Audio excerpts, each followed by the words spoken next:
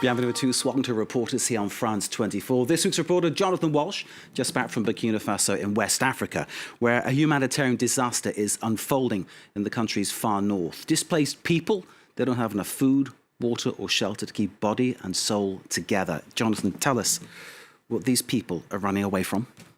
In a word, Mark, violence. Jihadist groups have been gaining ground in the northern part of the country for years now. There's also been a lot of ethnic violence. That's something quite new in Burkina Faso. And obviously it's not often that journalists can go there and show the dramatic consequences of this violence. We were able, thanks to UNICEF, to go to Dori. That's in the northeast of the country. It's near the border with Niger. It's really a town surrounded by jihadists attacking everywhere. So of course we could go there, but it was quite tricky. We couldn't stay there for a long time. We had to work fast and we had to leave fast. Jonathan, thank you. The very future of Burkina Faso is called into question. It seems its people at best caught in the crossfire, at worst victims of a brutal jihadist threat. A report then by Jonathan Walsh, Kalidou C and Erin Agunki.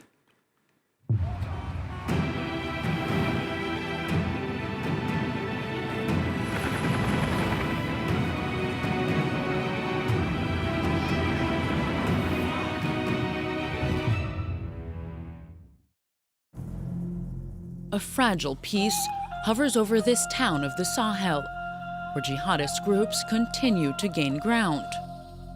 But with nowhere else to go, it remains a refuge of last resort for thousands of families forced out of their homes. Northern Burkina Faso has seen an escalation of extremist violence, leaving the town of Dori on the brink of a humanitarian disaster.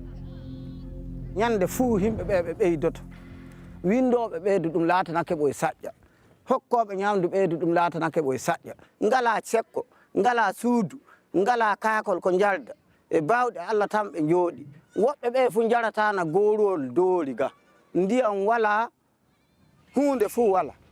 Though he's internally displaced himself, Issa is now responsible for handling new arrivals. These women escaped the worst, fleeing the region of Arbinda just days ago. Nonetheless, they insisted upon recounting their experiences. In the hole am college am fumaram mal da bi fay goto dum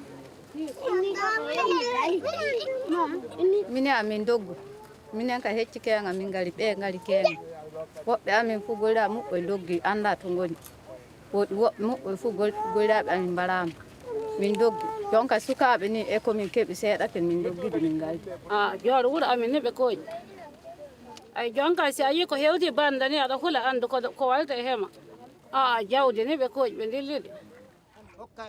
The displaced villagers say they do not know exactly who the assailants are. But one thing is clear. The number of attacks in and around the rural northern village of Arbinda have multiplied over the past year.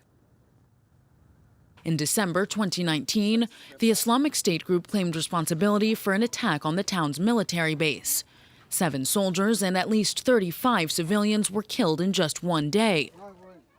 And on top of jihadist attacks, ethnic violence too has left hundreds dead, a new phenomenon in Burkina Faso. Hoping to turn the tide, some inhabitants have made a point of demonstrating unconditional support for those in need.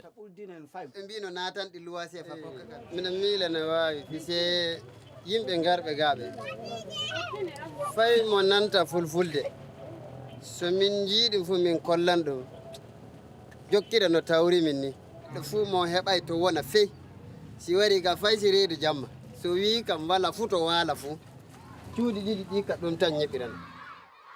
The vast majority of the displaced are children. According to the United Nations, more than 60% of them are under 18 years old. Schools have become a high-priority target for jihadist groups, particularly French-speaking ones, which they accuse of disseminating Western culture. For now, Dori has been spared the worst of the violence, though the town remains on guard.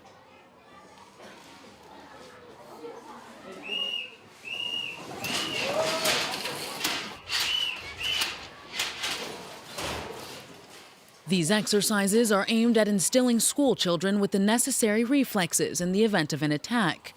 Because of growing insecurity, including the killings of several teachers, more than 2,500 schools across Burkina Faso have closed. The country's Sahel administrative region along the Malian border is by far the worst affected. This school principal agreed to share his experience on the condition of anonymity. Autour de la ville de Dori, les écoles sont en train de se fermer. Si vous ne partez pas, on va venir vous abattre là-bas. Donc, ils sont obligés de partir. La population, les enseignants sont obligés de bouger. Je me sens très frustré parce que la religion, elle n'est pas comprise. Elle n'est pas comme ça. L'islam n'est pas comme ça. Pas du tout. Here, like all of the schools in the region, classrooms are full, and many of the students are in need of psychological support.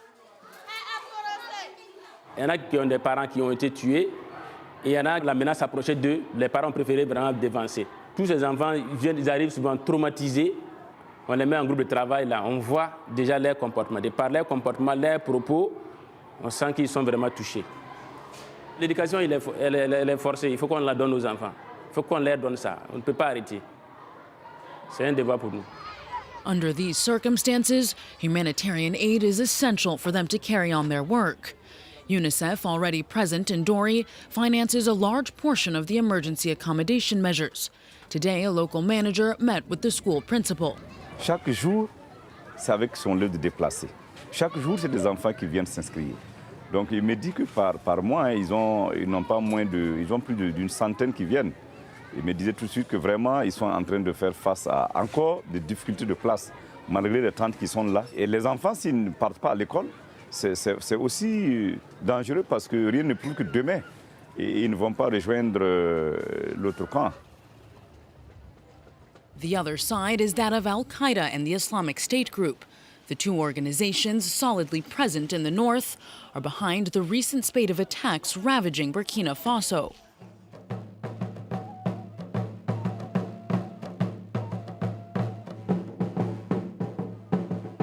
To better understand their rapid rise, we met with the region's main traditional leader, the Emir of Liptako. Today, he hosted several dozen village chiefs. Many of them recently took refuge in Dori. Un matin, ils sont assis, des gens ont fait irruption, ils ont commencé à tirer, ou bien ce qui se passe, c'est qu'un groupe vient, il leur donne un ultimatum de quitter le village avant, 72 heures avant. Donc, ils partent. C'est comme ça, ils sont eux-mêmes très surpris. De plus en plus, les taux se resserrent sur Dori. Donc, attention de ne pas perdre le Sahel, parce que si le Burkina perd le Sahel, l'Afrique va perdre le Burkina.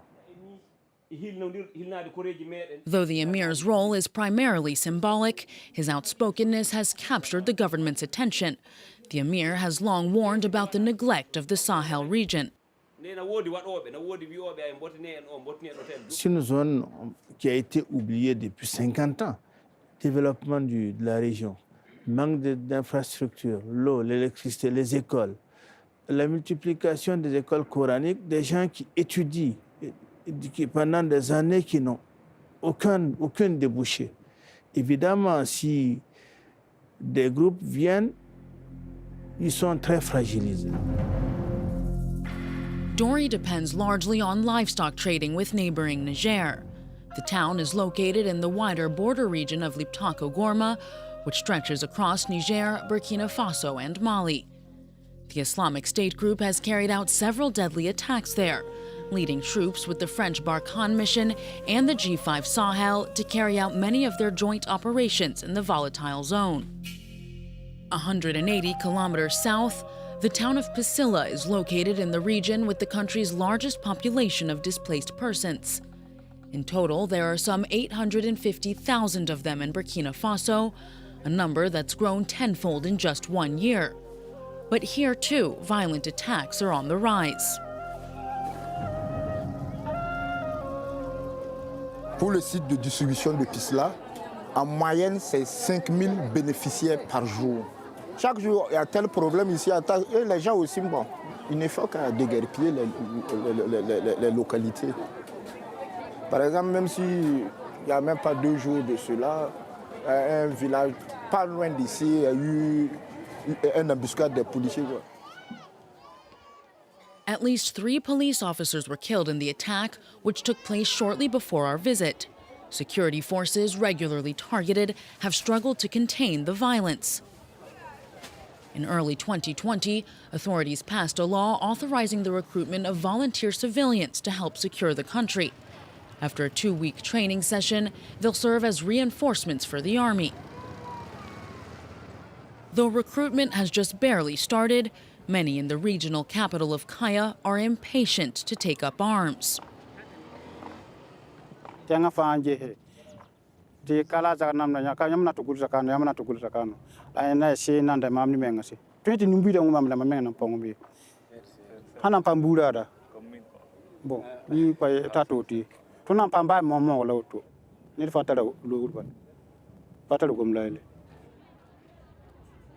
Some have raised concerns about the risk of abuse, though these youth insist such fears are unfounded.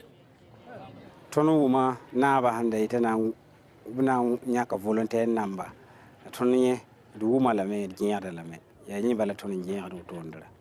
Volunteer number paman lile. Sa senam takaso. Volunteer number paman lile. San 20 lessa. Babli wali bulala ni bakiti ziyabendezi. Self-defense militias known as the Koguriogo have existed for years in Burkina Faso. They're accused of numerous civilian massacres, including in Yergou on January 1, 2019. After an armed group carried out an attack killing the village chief and his son, inhabitants of the majority Muslim Pul ethnic group were targeted in retaliatory attacks. According to an official tally, 49 civilians were killed. An independent organization, however, counted 210 casualties.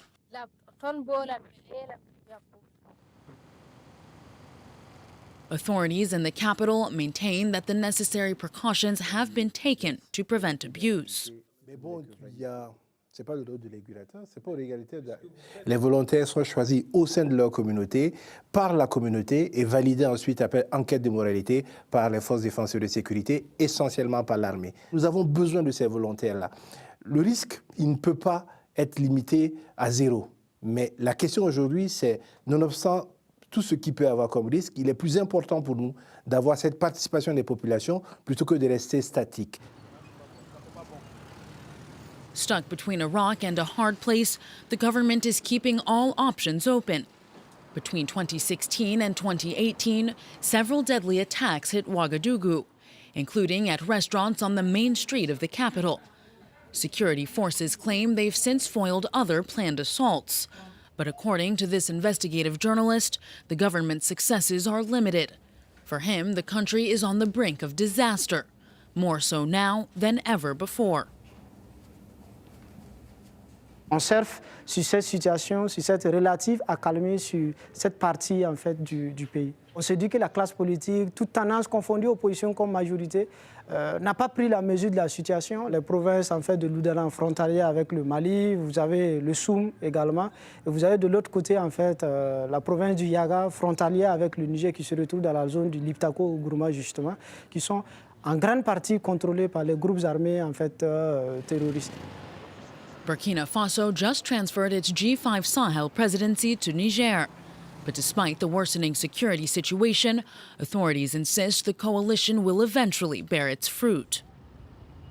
Il faut que nous focalisions nos efforts sur un point, c'est la zone des 3 frontières qui a été définie comme une urgence. Il y a eu des échecs dans la zone, il y a une certaine fragilité de la défense et de la riposte de nos États dans cette zone-là. Il faut la faire monter en puissance, mais je crois que l'union de nos États dans le G5 Sahel est une obligation pour pouvoir maintenir et gagner ce conflit-là. Even still, the hardest days may be yet to come. Burkina Faso must now also confront the coronavirus outbreak. The health crisis and its consequences on the economy risk hampering efforts against terrorism. The country is already expecting economic growth to fall by 4% in 2020. Our reporter Jonathan Walsh is still with us. Jonathan, thank you for that insight into what's happening in Burkina Faso. Can I put to you the words coming from Human Rights Watch right now? This concerns a separate issue, a massacre of 31 villagers in a place called Djibo, in the north again, of course, allegedly at the hands not of jihadists but of state troops. Is the situation there really spiraling out of control? Yes, well, first, there was an official reaction from the authorities about that specific story. The Ministry of Defense issued a communique saying that a full inquiry would look into these allegations, and that if they're real, the culprits would be punished. Now, it's not the first time that the army is accused of killing civilians in Burkina Faso, but this time Human Rights Watch is saying that their report is very documented, and all the witnesses they spoke to say that all the people who were killed were all unarmed and members of the Peul community.